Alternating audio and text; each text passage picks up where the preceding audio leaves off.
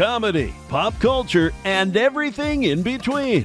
By idiots, for idiots. Welcome, sinners. This is Sports Idiot Nation. Welcome into Sports Idiot Nation. It is another Thursday. You know how we do every Monday and Thursday. However, please do not get used to this, as very soon, Season 2 rapidly approaching every Monday, Wednesday, and Friday, starting Season 2 in August. But for today, this Thursday, I'm joined by, of course, T.I. and Jared from Chill City. I'm straight chilling. So, T.I., tell us how we're chilling today and who this dude is. First of all, that was very whitish, very exciting whitish of you. Your way of here, but this is my man J Red 5000 here from Chill City FM. From many other avenues, Jared and I have been friends since I think I was like 18. Jared is I would say my certified best friend here, but we're not here to interview him as my best friend. We're here to interview him as the lead man of Chill City. I do best friend interviews too. Wait, do we have some embarrassing stories? Because then I'm down. Oh, there's too many of those. Yeah, man. It's only a half-hour episode. Adam. It's not an entire web series. Okay, Season 2, stick around. Yeah, we lived together for many years though. We got some great stories, and we were. Adam, you've heard me mention Fisticuffs before, and Jared was in Fisticuffs, so yeah, we've had a lot of fun. Yeah, we were talking before the show too. I'm excited. You're going to be one of my 311 buddies when we. That's right. Catch them later. I'm really stoked. I'm really stoked for that. So stoked. Love it. Yeah, we gotta make sure you don't get beat up down here in Nashville, Adam. Since you are. I'm going to wear my Niners gear. Yeah. Yeah, we got to make sure we don't get beat up. Yeah, for real. Down here in Nashville. Yeah. I'll just wear some shades. They won't know who I am. Give me some shades, Ti. I got. So all right, how'd you guys actually meet? Like, how did that go down?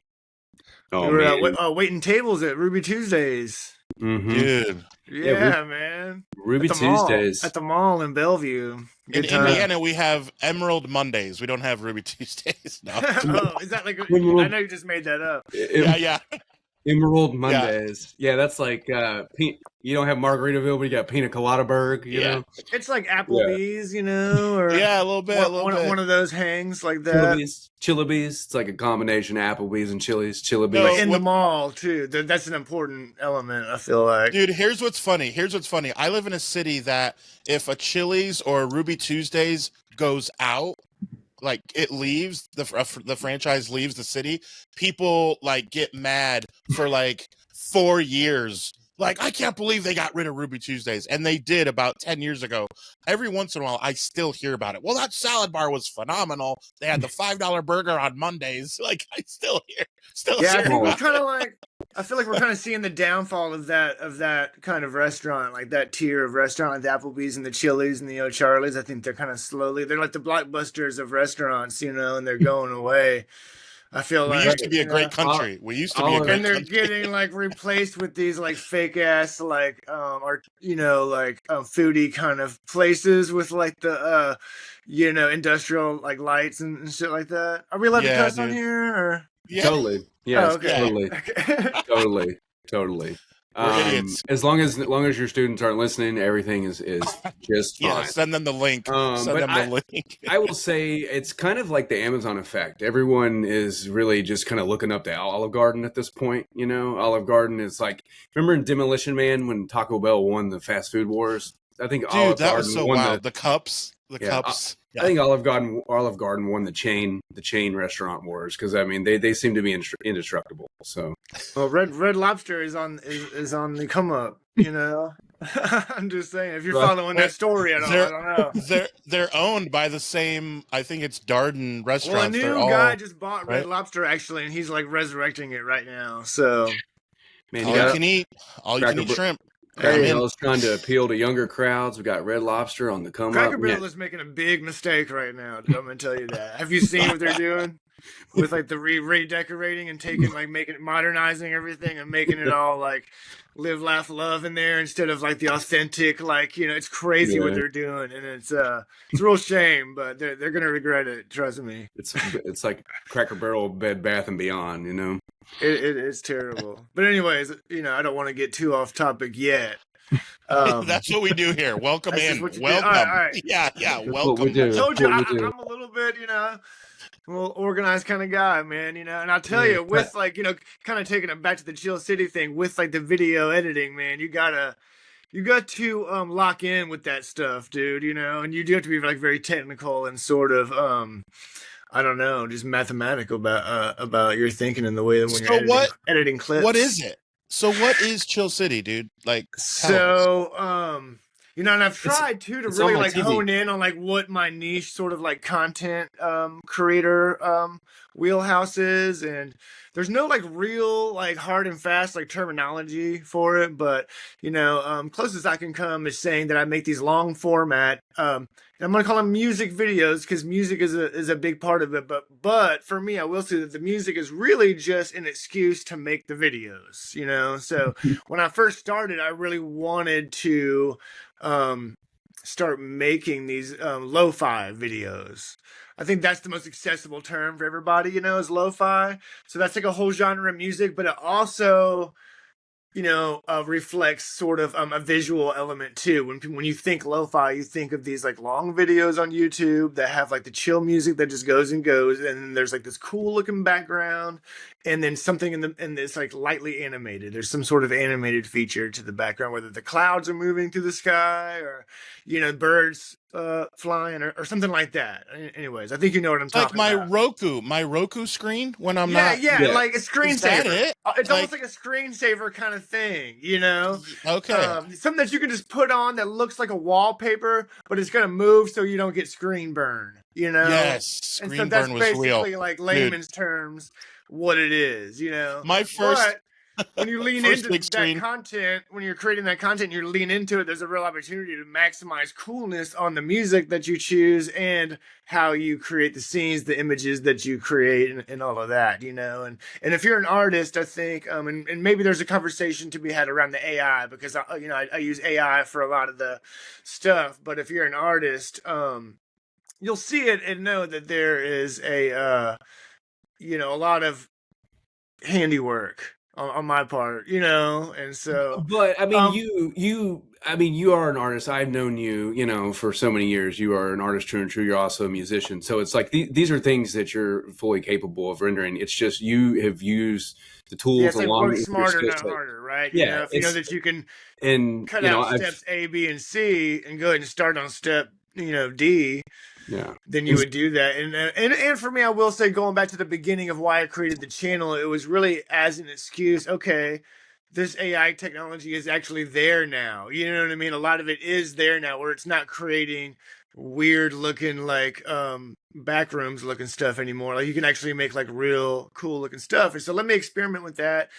I think this channel idea would be a great vehicle to sort of experiment with that and experiment with some video editing and see if I can make that kind of content that we make, that we look at all the time at school. So like that's really where it started for me, I guess, was we look at that in the mornings at school all the time when the students come in.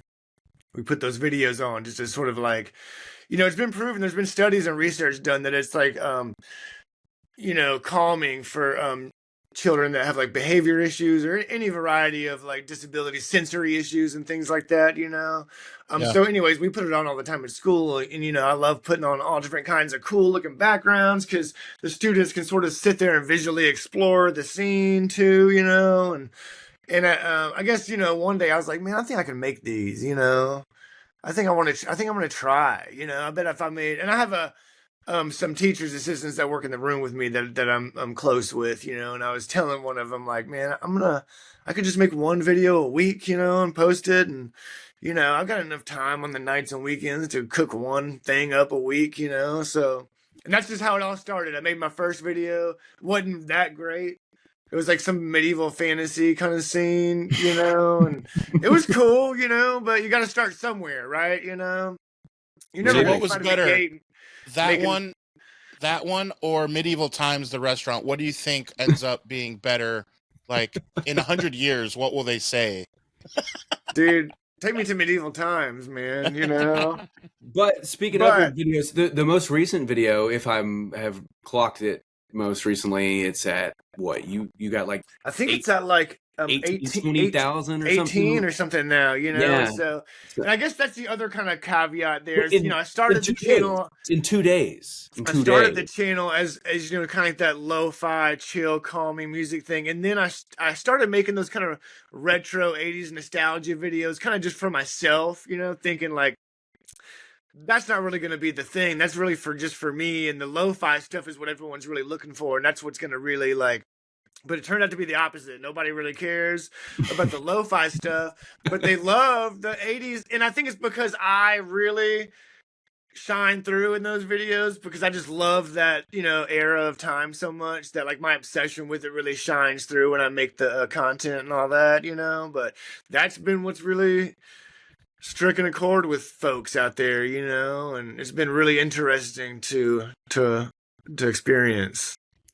But I mean, like you mentioned the AI. I mean, you're spending hours upon hours and still in Photoshop. Oh God, in Photoshop, you know. Like, I mean, it's not crazy. Yeah, you're not just creating. I go in pretty deep on these because where I see opportunities to go in. You know, like on that Blockbuster one I just did. I did the whole interior. You know, I did every single like VHS tape cover and stuff, and like they're tiny. You know what I mean? But I just wanted to make it as I didn't go all the way back, but I did like the first couple rows. You know, and I just wanted to make it like that. I like to put like the Easter eggs in there, I guess, you know. I started doing that, you know, and for people that really are gonna look, there's cool shit in there for you to notice, you know, and I think that is really cool, so just started doing that, you know.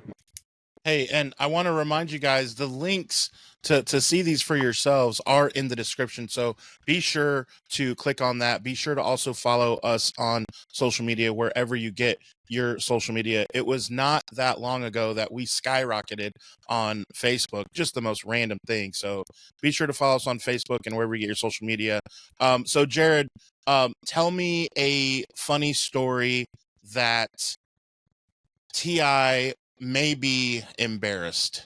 Let's try and get his face right. Just give me one. We just want one to give the people what they want. It's about our 20,000 subscribers. Pull up some pictures real quick, you know. What's one story that sticks out? Come on, I'm curious. I don't know. You know, you put me on the spot with a story here, dude. You know, and I'm a lot better at talking about myself. You know. Well, something that was maybe I'm you trying guys to were think together. Of a time that you really. Oh well, nah, I can't. No, I can't tell that one. Never mind. Yeah, there's probably a lot of them we can't tell. I was going to tell the Ricky Williams story. You know. Yeah, I probably can't tell that one. Frankly, won't tell that one. All right, well, at least text me that one then. Yeah, I think I told you and Miles one time about it. Dude, I don't know. I never. Yeah, not on Ricky Williams, obviously. Well, I do remember that time. Right. I forget what movie we were watching, dude, but it started like messing up at the end, dude. I'm just gonna say, Pineapple Express. By the end of the night, Jonathan was like the goddamn Pied Piper. He had every person in that theater going to the manager's desk and getting their money back, dude. And he like really stood up and he was like, "We're not gonna stand for this," you know, like to the whole theater. I did. I love it. I did. Dude, I'm that guy too. Yeah. It's true. Yeah, I did. Jonathan will you know, he will be the hero when it's necessary, you know. So dude, that reminds me of that story of the movie. So it is but if you live long enough, you see yourself become a villain. As a villain, yeah. So what's funny is it is not extremely well documented on this very program that I am gypsy. My folks are gypsy. They had an arranged marriage. My mom used to tell fortunes. The reason I say this is because the movie Borat. So I saw that with a group of people in the theater when it came out, and we all know the scene that I'm about to bring up. When he says, "How fast must I drive to kill a gypsy?" I stood up and said, "Hey, that's bull! I'm a gypsy!" The whole theater was like cracking up laughing. It was like one shining moment. Like it was so hilarious, man. I always thought gypsy was a slur. You know, I just thought it wasn't cool to say. You know, and that's what a lot of people think that, and I can respect that if they think that and they decide not to use that word and they want to use Romani, like or something else. But to me, it's not. Here's what is more offensive: when they say I got gypped. Because you wouldn't say I got Jude. So that's interesting because like I'm today years old. Like when I found out like that's the origin of that term, you know. Dude. Yeah. Likewise. That's a little lesson, and there's like a little lesson there, and like when someone tells you something and you find something out and you find out that it's not cool, like you just don't do it anymore, you know. Right. Like when we were kids, we say, "Oh, that's so gay." I've always said that, and why can't I say that anymore? You know. Adam's like, thank you for coming to my TED Talk. Exactly. Welcome to Sports Idiot Nation, where I make you feel weird. I in Borat when he's like, I'm going to look through your things now, Gypsy. You know, do not shrink me. Do not shrink me. I've come for your tears. I've come for your tears. I'll tell you what you guys need to watch, man. If you guys really want to get into some weird stuff, is that latest season of The Rehearsal with Nathan Fielder on HBO. I started watching that. Have you watched any of Nathan Fielder's stuff? Like the old, what was his old show called? Nathan For You. Oh yeah, on Comedy Central. Oh, I've heard of that. He tries to have people like resurrect their failing businesses with like the worst ideas, you know. It's pretty good. It's the first couple episodes are not trying to segue into a Nathan Fielder pitch or anything, but that show, dude, it's on the payroll. If he's out there looking to sponsor a podcast, love you, buddy. Yeah, we're here for you, Nathan. Yeah, we are. we will take any pitch idea you have and run with it. Yeah. But anyways, let me real quick it's Chill City FM. Yes. Just for anyone who wants to look it up, you know, Chill City FM, like FM radio, you know, just kind of it all kind of came together. It's like all the stars aligned. You know what I mean? Like I thought of this cool ass name. I came up with like what I think is a pretty cool concept. You know, that's really like it's safe for work. Like it's accessible to like everybody, and it's cool. Like you know, it's like it's hard to check all those boxes. You know. And, you know, the naming was all available when I went on to create my channel and create all the different accounts that you have to create to like support having a channel and all of that. And, it just kind of all came together, and, it's been really cool the way it just sort of, has taken off, you know, and I've been able to get like a little bit of that validation on like, you're making some cool content that other people like. Yeah, dude, that is dope. I was just looking at it right now. Like, there's just so much from like, from about 2 weeks ago, the Trapper Keeper 83. Dude, it looks like the DeLorean. It looks like Cybertron in the background. So the Trapper Keeper, it's the white Lamborghini. It's like the 83 Lamborghini Countach. You know? Yeah. And I'll tell you something funny. You don't know how much research I have to do on this shit to make sure that people aren't going to call me out on things, you know? I get that. We'll get something wrong every time. Someone will call something out. But it's been really interesting. That could be a fun Easter egg. That could be a fun one where you do it on purpose. Interesting because, you know, purposeful mistakes are an interesting way to drive engagement, you know? And it's just a whole, like, you know, other people are doing that with their videos in different ways. They're making like videos that are like kind of frustrating to watch, or like you're like, oh, you're doing that all wrong, you know, or whatever, because they realize that having that element to their content is going to drive engagement, you know, and psychology, you know, and let's talk about that though. Let's talk about the comments, some of the comments you get. Let's talk about from the spectrum of comments. The comments are like, oh, you saved my life today. Like I needed this. Yeah, those have been. I've had a couple, maybe like a handful. Somebody's like, I was having a real rough day, and I listened to this, and I'm feeling a lot better now, or whatever. And like that's heavy, that's dude, pretty cool. You know? Yeah, that's pretty heavy. That's really a testament to like what it has become, because I really do want to establish it as this sort of like refuge where people can go to sort of just escape for a little bit, you know, and get away from, you know, everything going on.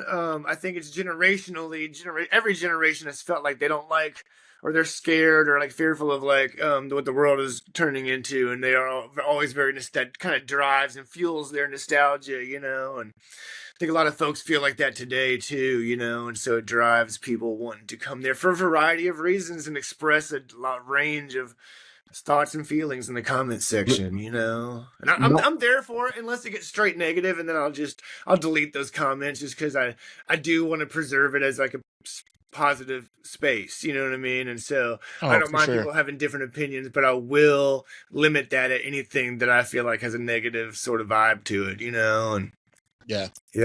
My favorite comment so far has been there was absolutely nobody that had a poster of the Wizard on their wall in 1989. You know, that one guy said that.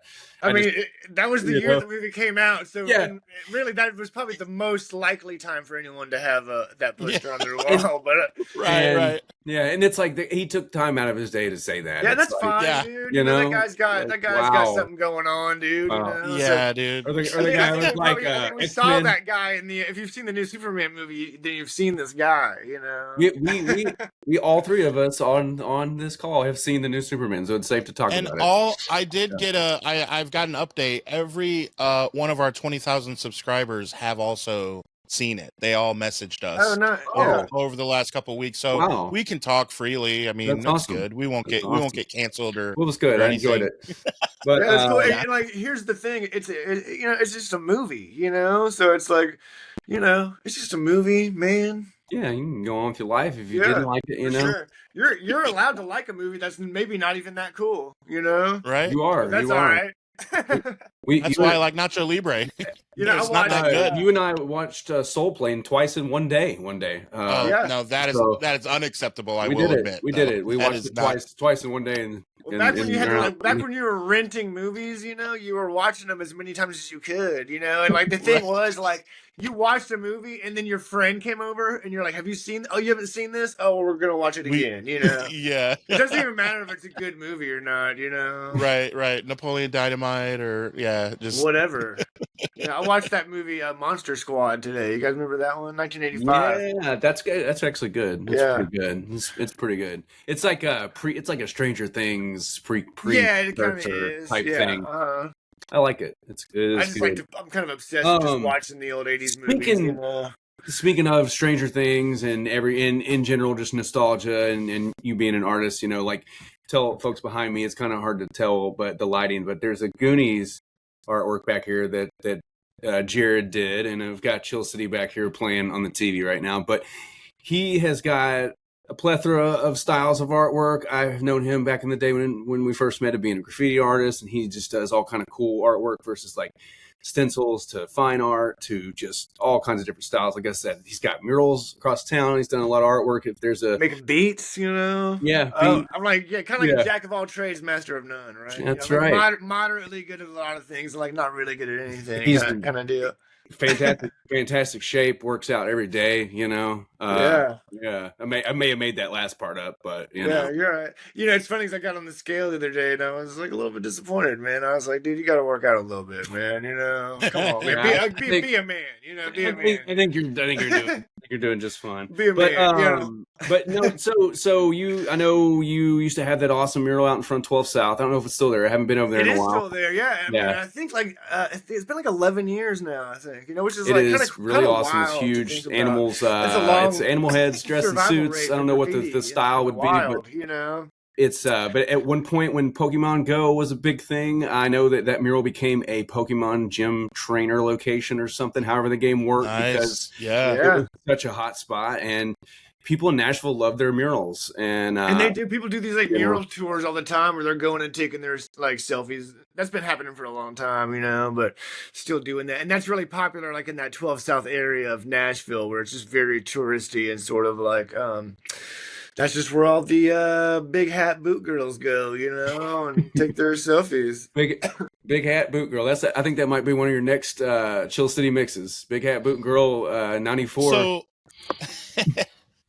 So speaking of that, this whole time, what I've been thinking through is a fundraiser that we need to come up with, because first of all, we already know we're going to ask him to make a Sports Idiot Nation Chill City. However, we understand that's not going to bring him enough views for him to make any money. So we need to pay this man. Bro. We need to pay him to make a Sports Idiot Nation. So T.I., you and I have to come up with a good fundraiser to raise some money so that we can pay him, because we can't expect him to make a Sports Idiot Nation he's already got it's not going to get any. One of his videos, I think, is pushing like 250,000 views already. So I think he's pushing 200. I don't think we've passed 200 yet, but we're getting there. Oh, well, man. Well, I feel like a Sports Idiot Nation one will not bring in that much. But so hey, it's all about just putting it out there and letting it create its own legacy, man. Yeah. Chill City is also responsible for the Titans Idiot Nation theme song that everyone was treated to last year. Oh yeah, in the music video. That was like my first run at sort of editing video content. I was like, this is kind of fun, man, and oh yeah. What I do is really chill because it's just one. I'm not doing like editing scenes or anything. It's just one sort of long animated scene, but it is cool just thinking up the scenes, cooking the ideas up first of all, and then creating all the different animated elements. So it'd be interesting to brainstorm some ideas for the Titans Idiot or Sports Idiot Nation scene, dude. Yeah, you have to just kind of spitball a little bit. Here's what Miles and I were talking. We were talking is, you're probably familiar. You know Wicked as well, but our theme song for Sports Idiot Nation is one of his instrumentals, and we're working another instrumental into season 2. And I told Miles, he was wanting, he was talking about if you would want to let us use some of your music. I was like, oh, absolutely. So I'm going to use your music this season for Titans Idiot Nation, and then Miles is talking about wanting to use you to do music for us moving on from like season 3 and on. So we will revisit that, but I'm going to chop up a lot of your Chill City stuff and use it this season. Yeah, feel free, dude. When I upload my content, like I make it accessible for like anyone who wants to. I don't check those boxes, like I let anybody mess with it because I feel like, hey, like I'm starting the whole thing off with like AI generated content, and granted it's like my thoughts that like go into creating that, but at the same time, like I feel like starting off on that pretense, it should just be out there and just, I don't really care. And the music, especially with the music, like that's kind of a sensitive area because like people always want to know about the music, and I think people have stronger feelings when it comes to like putting AI generated music out there. And so like I don't ever want to like pretend that I'm a musical artist or anything. I'm not putting this specific music out there to say that like I created it, although I did sort of design the music, it's a gray area, and so I don't want to pretend like I'm out there creating this music recording it at home, at a recording studio or something like that. Right. You know what I mean? And right. But with that being said, I was going to say, with that being said, I have numerous discs over the time that I could pop in that randomly are beats that you have made that sound like 90%. Yeah, and I'm comfortable with that. So I'm comfortable with the fact that I can make music, but I don't want to sit around. Like I need like 20 songs a week, bro. Yeah. And I can't sit around and make all that. You know what I mean? And so it really is like at that point the AI becomes a tool, that you use to sort of, I need music, and I don't want to do some royalty-free freaking website where I'm getting some like really like generic music and and other people could have the same music on their videos, So I want to make original music that does not already exist out there. But since I am using AI to create the music, if other people want to use it, I don't care. I'm never gonna care about that. So yeah, absolutely. No, that's awesome. Again, remember, guys, the link for the channel is right here in the description. So be sure to click on that. You'll see all the hundreds of thousands of views. Very chill, very cool stuff. And a reminder that season 2 rapidly approaching. Remember, every Monday, Wednesday, and Friday, we had the famous Jay Harper not long ago drop that announcement in his awesome announcer voice. It was very cool. So yeah, season 2 rapidly approaching. Jared, let's get you out of here on this.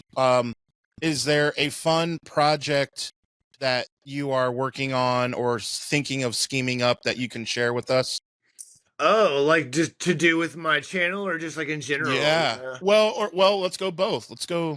Well, I'm always like, I'm usually about 3 or 4 projects ahead, like mentally, you know what I mean? And so it's like, and right now, like So I've been on summer breaks. I'm a teacher, so I've been on summer break, and so I've taken the opportunity, and I've really kind of created the channel like over summer break. It's probably about like a little over 2 months old now, and so going on.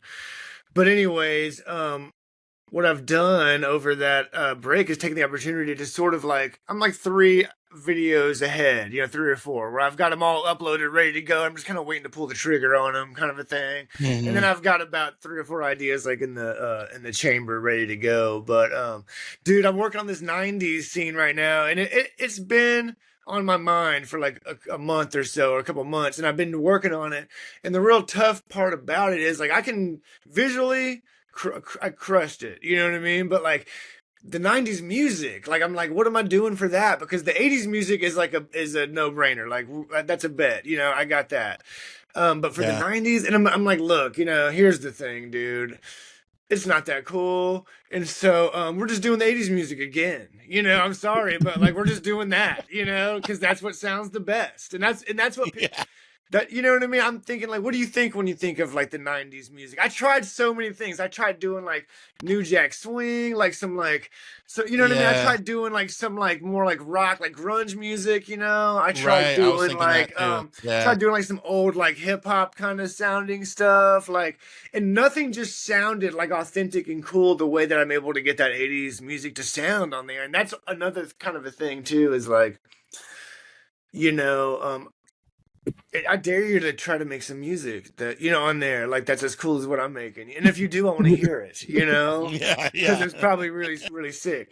But anyway, so but the '90s scene is going to be really, really cool, man. I've got I've been working on it like all weekend, and that's going to be sort of my,